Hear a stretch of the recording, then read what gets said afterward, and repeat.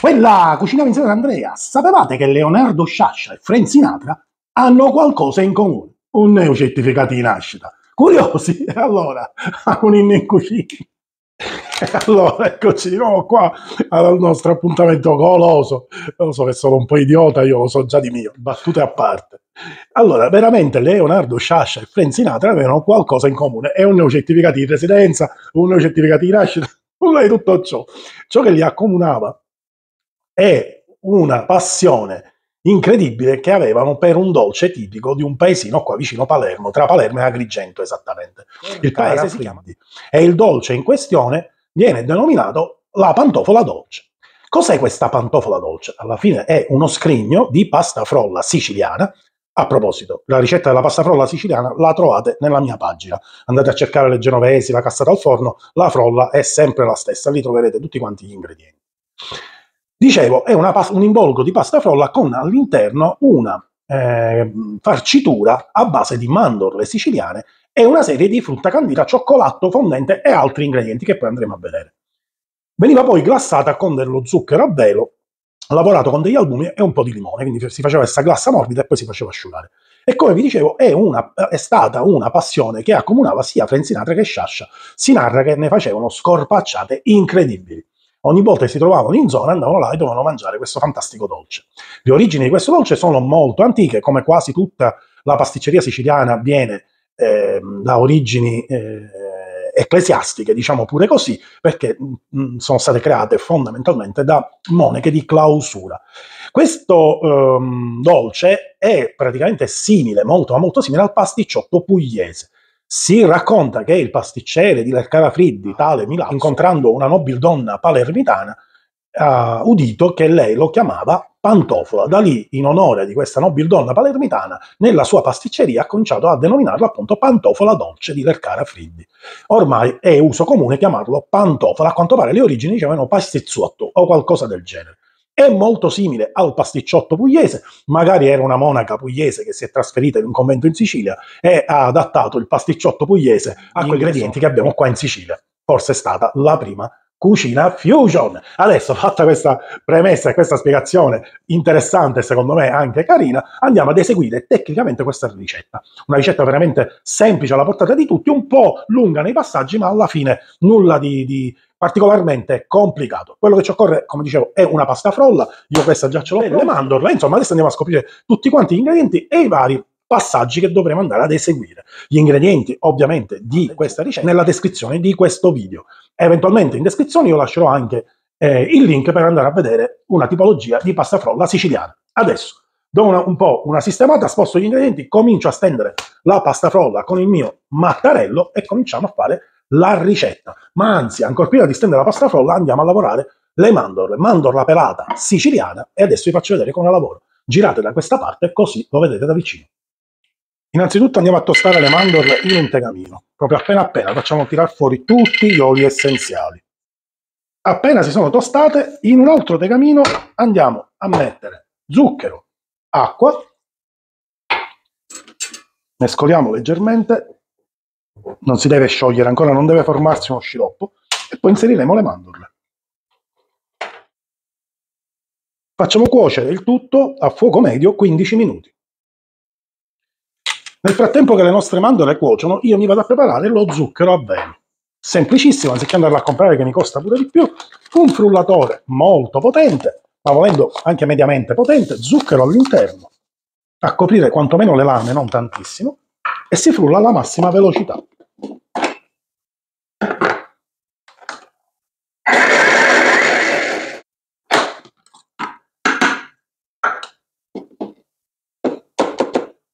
Ed ecco qua, lo zucchero a velo pronto per essere usato. E lo teniamo da parte. Adesso andiamo a fare la glassatura con questo zucchero a velo. Queste mandorle stanno continuando a cuocere. Tolgo un po' di neglie in mezzo ai piedi e continuiamo la nostra ricetta. Allora, facciamo qualche piccola specifica, qualche piccolo chiarimento, qualche piccolo input in più. La farcitura di questa pantofola varia da famiglia a famiglia, ce n'è di tutti i tipi, di tutte le maniere, tutte quante buonissime. Una sola cosa hanno in comune ed è imprescindibile, che è questa parte delle mandorle che vengono cotte con zucchero e acqua. Poi su questa base c'è chi mette marmellata d'arancia, c'è chi al posto della marmellata d'arancia preferisce mettere frutta candita, chi preferisce mettere il cedro, chi invece la zuccata, cioccolato fondente, insomma poi tutti gli altri elementi che si vanno ad aggiungere a questa base di crema di mandorle, che adesso vi farò vedere come l'andremo ad ottenere. Lì c'è gente che può veramente, la si può spaziare come meglio vi piace, è veramente un gusto personale. Di certo non bisogna andare obiettivamente e oggettivamente un po' troppo fuori i canoni, quindi se non è marmellata d'arancia è arancia candita, come si suol dire, se non sono proprio sorelle, quantomeno sono cugine, su cucine, quindi si somigliano parecchio, l'arancia c'è, una viene lavorata come marmellata, quindi comunque carica di zucchero, l'altra invece è candita e sempre comunque carica di zucchero è, per cui hanno, come dire, quantomeno un filo conduttore in comune. Sostituire una marmellata d'arancia o un'arancia candita a una marmellata alle fragole si va un po' fuori il seminato. Ecco, per cui spaziate sì, ma tenetevi sempre all'interno di quello che può essere una certa regia dei certi canoni ben stabiliti. Fatta questa ulteriore precisazione, credo molto importante, adesso andiamo a vedere se suona il nostro sceffino. Carina questa qua, eh? L'ho preso qualche giorno fa, mi è sembrato troppo simpatico come timer, per cui mancano un paio di minuti e lo sentiremo squillare e continuiamo la nostra ricetta. Un paio di minuti prima inserisco una scorza di limone non trattato. Volendo ci andrebbe la scorzetta di arancia, ma io ho il limone non trattato, preferisco questo profumo di limone a quello di arancia. Ma... Benissimo, trascorso il tempo, adesso togliamo le mandorle dal fuoco, le inserisco all'interno di un frullatore. Vedete, c'è questo sciroppo di zucchero con le mandorle tostate. Volendo, questa operazione andrebbe fatta prima, cioè si prendono le mandorle, si tritano, cioè si passano in padella, quindi si tostano leggermente, si fanno fuoriuscire tutti gli oli essenziali, poi si frullano e dopo vengono inseriti in questa mistura di acqua e zucchero, cotti e fatti raffreddare. Io li sto frullando dopo, alla fine non cambia nulla, però in effetti in quel modo vi semplifica un po' il lavoro, ma il risultato è lo stesso, sempre mandorle trittate e cotte sono.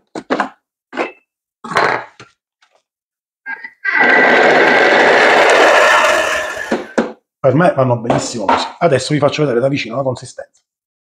Questa qui è la consistenza, vedete, molto granulosa. Poi se resta qualche pezzettino di mandorla un po' più grande, non fa nulla, anzi, è piacevole al palato. Ok? Fatto questo composto lo faccio raffreddare per bene e poi lo continuerò ad arricchire con tutti gli altri ingredienti. Quindi facciamolo raffreddare. È consigliabile magari prepararlo anche la sera prima, ma se avete fretta e non avete molto tempo, quantomeno deve essere temperatura ambiente, quindi una volta cotto deve riposare per qualche ora necessariamente. Non inserite all'interno di questo composto gli altri elementi mentre il composto è caldo, altrimenti se ne va fuori. Ora ci vuole un pasticciotto. Il nostro composto si è raffreddato e andiamo adesso ad inserire, io in questo momento andrò ad inserire un po' di arancia candita, tagliata piccola piccola, e metto dentro. Poi ho della zuccata, anch'essa andrò a tagliare piccola, anche questa dentro. Poi della scorza di cedro, sempre candito, pezzettino di mandarino candito, mezza ciliegina. A questo vado ad aggiungere poi un po' della mia marmellata di cedro. Trovate sempre nella mia pagina tutta la ricetta e il procedimento per fare questa stupenda marmellata. A questa marmellata aggiungerò un'altra marmellata, che è la marmellata ricucuzza. Questa qui è la nostra marmellata di zucchina serpente.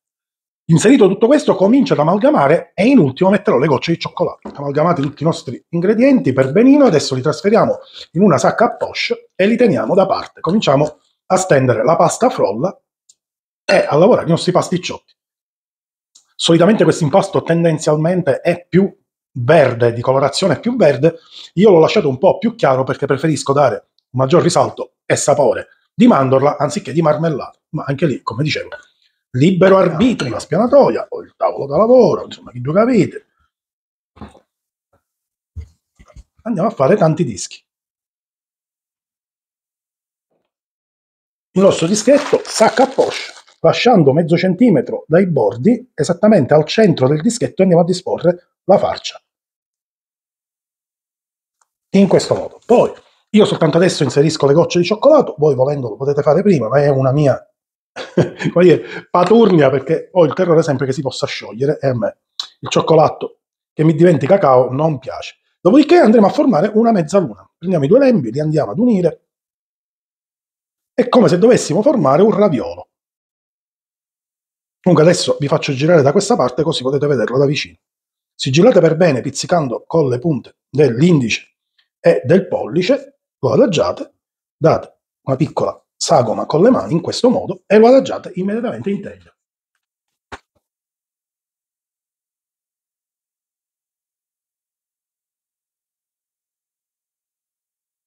Date 200 gradi 15 minuti.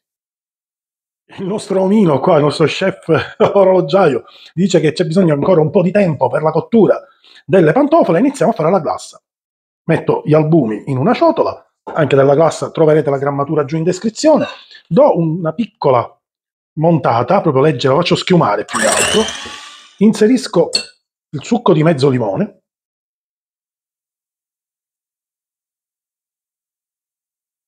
E gradualmente comincio a mettere lo zucchero a velo. Lo chef dice che i nostri pantofole sono pronte e le vado a cacciare fuori dal forno immediatamente. Ci vediamo tra pochi secondi. E rieccomi qua, si sono cotte, si stanno raffreddando e iniziamo a creare la glassa.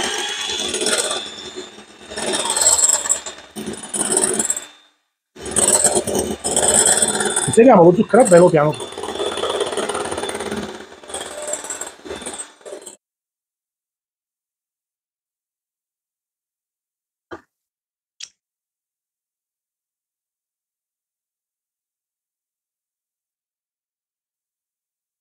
E diamo così anche un tocco di colore con un po' di frutta candita colorata.